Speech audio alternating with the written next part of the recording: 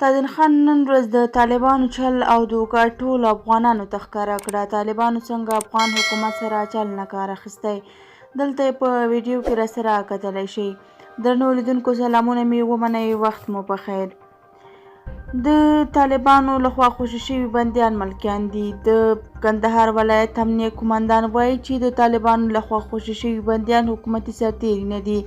وروسته له هغه چې پرون یکشنبه د روانې اپریل میاشتې په 12مه نیټه حکومت طالبانو 3 جوفه بندیان خوشي کړل. طالبان هم د یوې اعلامیې په خپرولو سره وویل چې په کندهار کې د حکومت 20 بندیان خوشي کړي.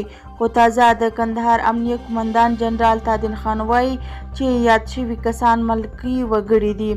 تر دې وړاندې کله چې د امریکا او طالب اورپکو ترمنځ د سولې لومړی توافقنامه لاسلیک شوه، طالبانو د 1000 بندیانو د پوره کولو لپاره په مرکزي ولایت وردګو کې شاوخوا 50 ملکي وګړي نیولي وو. کله چې ولس له طالبانو څرنګوالی پوښتلی وو، دوی ورته ویلي وو چې یو څه وخت وروسته به یې د طالب بندیانو سره تبادله کړو. دا په داسې حال کې ده چې تر دې دمه د حکومت لخوا شاوخوا 365 طالب اورپکي خوشي شوي او تېره ورځ د دغه وسلوالې ډلې د کوتر دفتر ویان سهیل شاهین په یوه ټویټ کې ویلي وو چې دوی هم د حکومت 20 بندیان په کندهار کې د سره صلیب کمیټې ته سپارلي. تېره ورځ د دغې کمیټې ولایتي دفتر هم د بندیانو د ورسپارلو پخلی وکړ. د افغان سولې لپاره د امریکا ځانګړي استازي هم د دغو بندیانو له تبادلې څخه هرکلی کړی او د جګړې پر دواړو لورو یې غږ کړی و چې خپلې هڅې دې نورې هم ګړندۍ کړي، ترڅو د سولې لپاره شته هیلې په یوه فرصت بدل شي او په افغانستان کې روانه اوږده جګړه ختمه شي.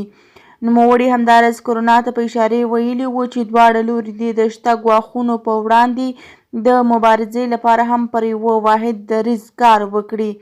زلمي خلیلزاد وروسته له هغه خپل غبرګون وښود چې تېره ورځ طالبانو په لومړي ځل د ملي ځواکونو په نوم 20 بندیان خوشي کړه او سره صلیب ولایتي کمیټې ته یې تسلیم کړه. تر دې دمه هم ځینو حکومتي چارواکو ویلي وو چې له طالبانو سره په بندیانو کې هیڅ دولتي سرتیری او بندیان نشته. کوم کسان چې دوی مخکې بندیان کړي وو یا د حکومت لخوا راخوشي شول او یا خپله طالب اورپکو صحرایي محکمه کړل.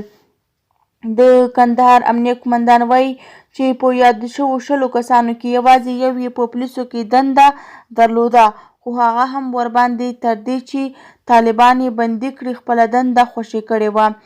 د طالبانو دا ډول حرکتونه عام افغانان او ځینې سیاسیون سخت اندېښمن کړي دي او وایي چې دوی د سولې لپاره رښتیني نه دي او غواړي د پردیو په اشاره یو ځل بیا په افغانستان کې جګړې ته دوام ورکړي.